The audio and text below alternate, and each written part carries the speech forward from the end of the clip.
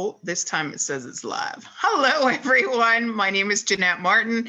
I am the owner of MYBC Consulting, coming to you live from my from my business page. And thank you for sticking around. We had a little tiny glitch in our connecting the Zoom over to my Facebook. And this is an early edition, by about 3 hours, but because this particular author, this is when he could talk to me. And of course, this is the MYBC Virtual Bookstore Author Series. I love books. I adore books. I read a book, and if I get into it, you can't put it down. Or some books I choose to read over a long period of time because you got to digest them in certain situations, and they all mean something different. So I think it's really cool that we get to meet the author, because so many times, or right now in these times, we can't go to your local Indigo or Chapters or to a Barnes and Noble or your corner bookstore and talk to these authors about their craft. So today's author is a personal friend of mine. I've known for about 3 years, maybe. Has been a guest at the Gratitude and Appreciation Summits last year at our inaugural event on October the 3rd. And he's an author. So awesome, and a business owner. So without further ado, welcome Adrian to the MYBC Virtual Bookstore. Well, thank you for having me, Jeanette. It is absolutely a pleasure to be here today because just like you, I love me some books. So yeah, I really appreciate the process of like how people bring books together, because like you mentioned, walk into the store, you can get a book, or now you can order them online with how everything's going. But we're reading this piece of work that has taken some people months to put together, years possibly. Yes. And we're getting a collection of that part of themselves they typically wouldn't express verbally. And this is the beauty of books. I call it the soul speaking to another soul. Well, and what's really super cool is because I know you, and so many, I would say of all the books that are on the virtual bookstore, my website, MYBC Consulting's website, I think 25 of them, I know the author personally. So when I'm reading it, I'm hearing your voice in my head. Mm-hmm. I'm reading something and your mannerism, I can just imagine your mannerism connected to that particular phrase or lesson that you're teaching. So that is, I just had that epiphany right now. It's like, oh my gosh, oh yeah, I know these people. And that's why these books resonate so much with me when I do know the author. So let's unpack your story just a little bit. Not from going back to a child, because I'm sure you're the most adorable child in the whole, inquisitive child in the whole wide world. But so tell us a little bit about the story of who Adrian is and how it led to you being a two-time author. Well, the story of me is pretty simple. Let's go back to childhood quickly. Oh, okay. I was nicknames as a child. I was called the champ because I was very resilient and I didn't give up on anything. And I was always willing to try something that most people wouldn't try. And I wouldn't stop until I figured it out or learned how to overcome it. And then there was a second nickname given to me, Motor Mouth, which I actually lived up to. So I recall when I was a young kid, my mom and dad would always have get-togethers, and they would come, the guests sometimes would come early. My mom would always say, you know what, we can just have Adrian just go in there and talk to them and, and share some stories with them and entertain them. So since day one, I was always this person that I loved to connect with people on a verbal level of communication with words and just images. And so I lived up to that name. And I tell my mom now, well, hey, now I'm getting paid for it. Now I'm being able to teach people with it. So thank you for allowing me to express it. So as time went on throughout my years of elementary, middle school, and even high schools when it really picked up, I became infatuated with reading books. Quick story here. So when I was in middle school, I had a little bit of an inferiority complex. I felt really nervous around people.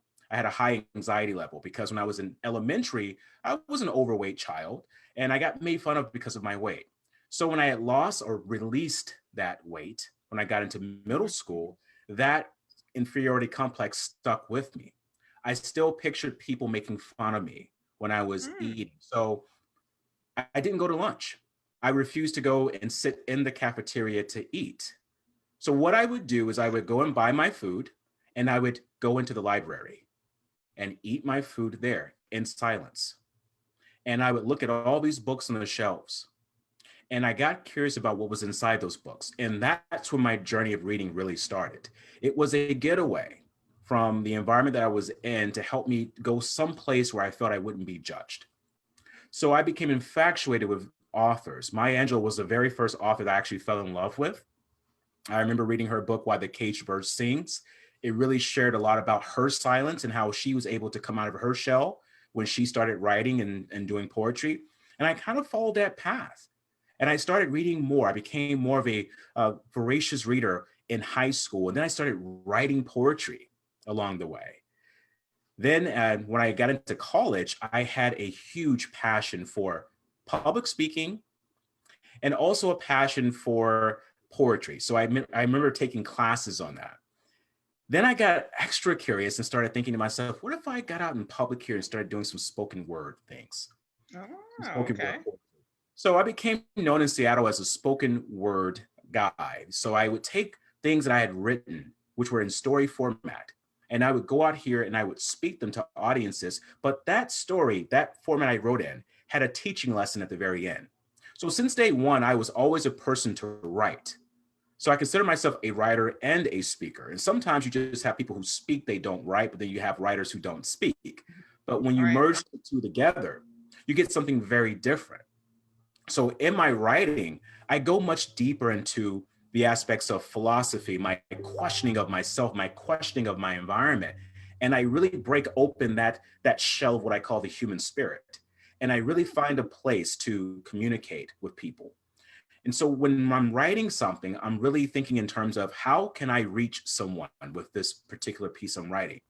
So my writing goes way back. I know a lot of people, they see me as the speaker, the guy who talks about changes and challenges.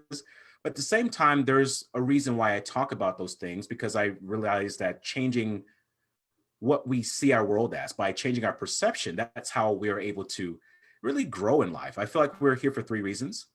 We're here to learn, we're here to grow, and we are here to fully express ourselves. So writing for me is a full expression.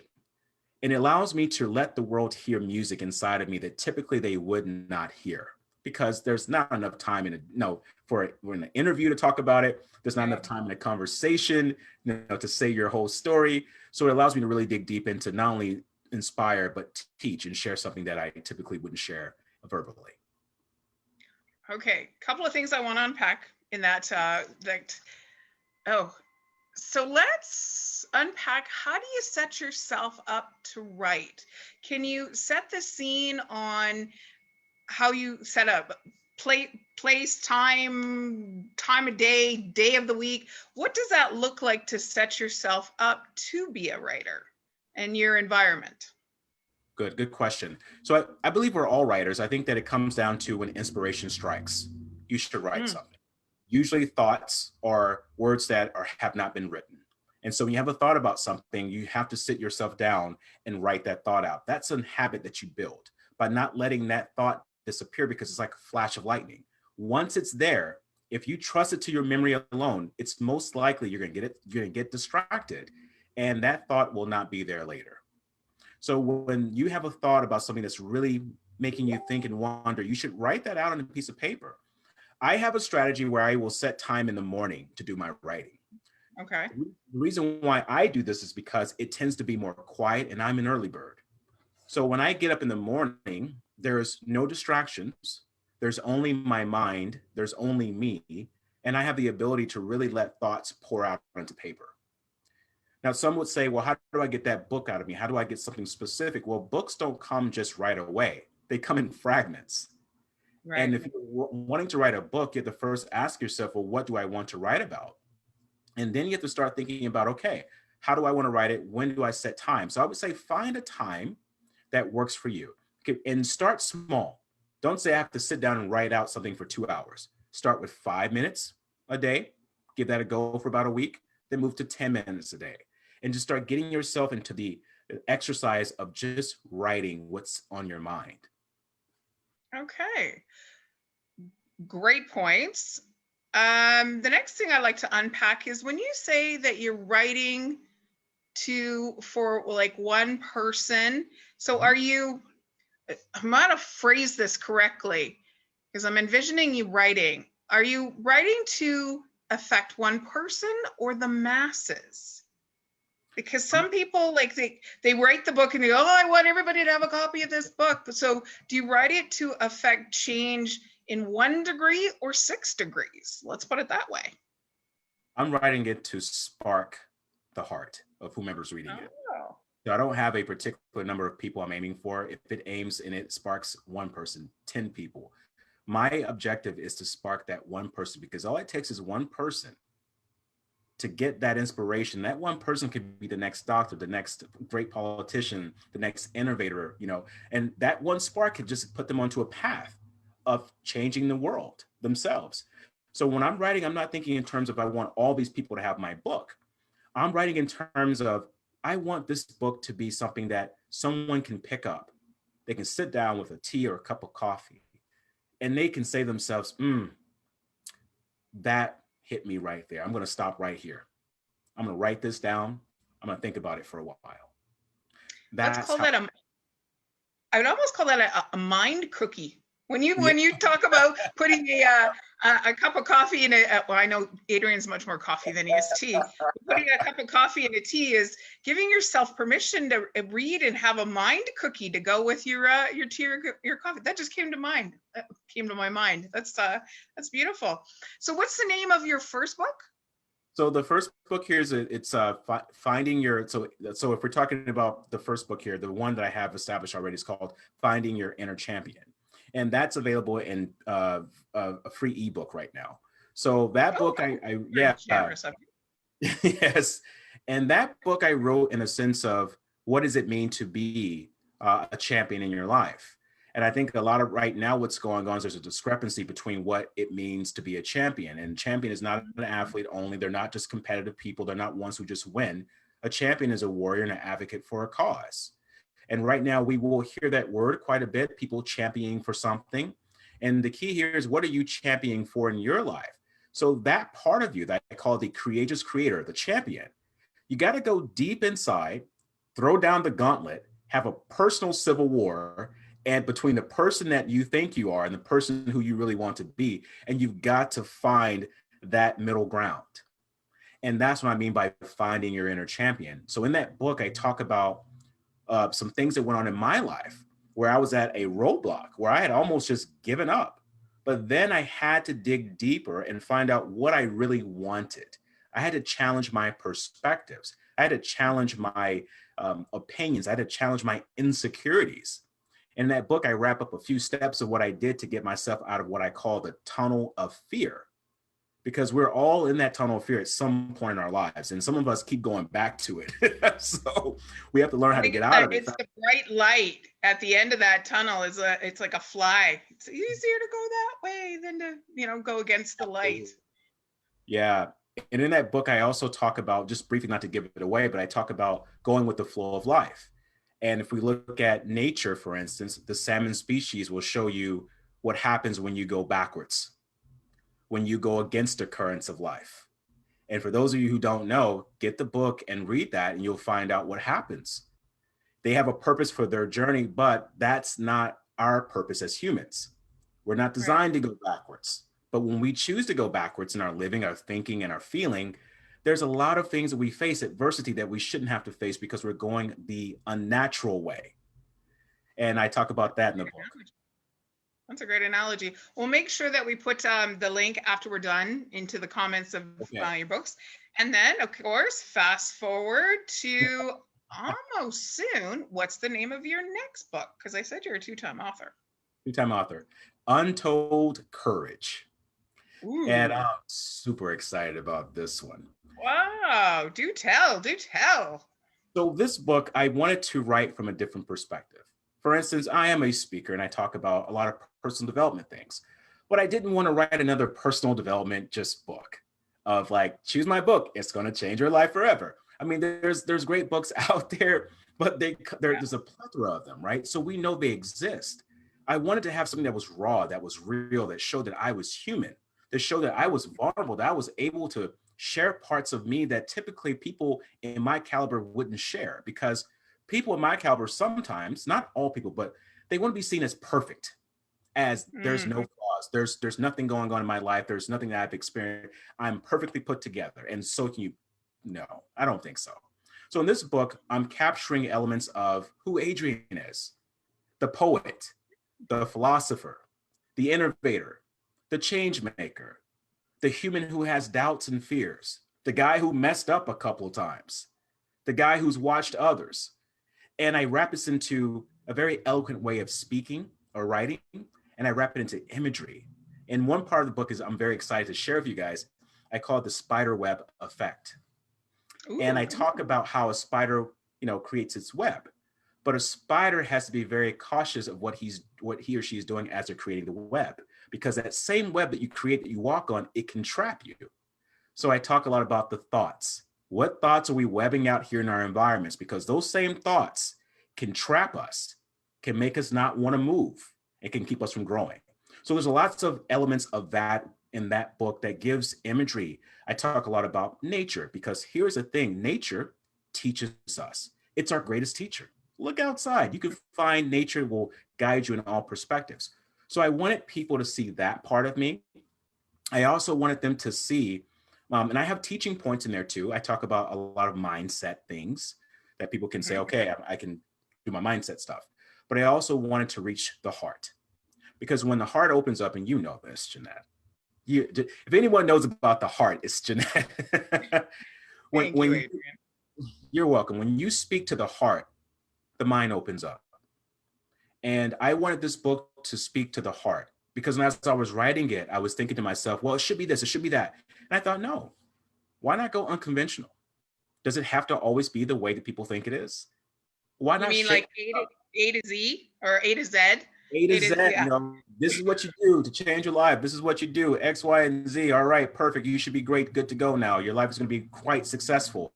It doesn't always turn out like that. So I wanted people to know that I'm human, you're human, and these are the reflections of a person who has watched and observed their life. And he understands that, success leaves clues, but you got to stay on the tracks of your life long enough to see those clues.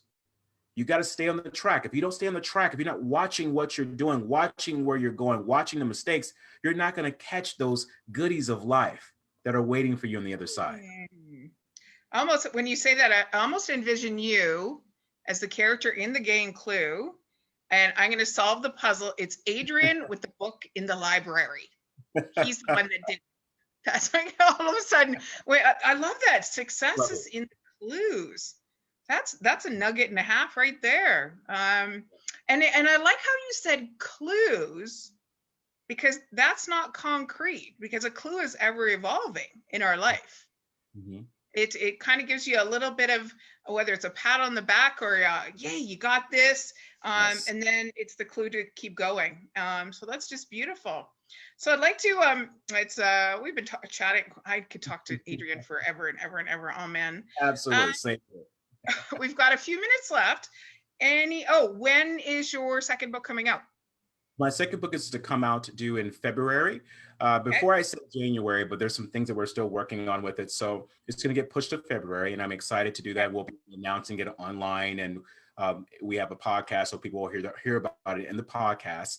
And I'm just excited to share this, because Untold Courage. And the reason why I chose this title is because all of us, we have courage that we have exercised at some point in our life that has not been told to the world.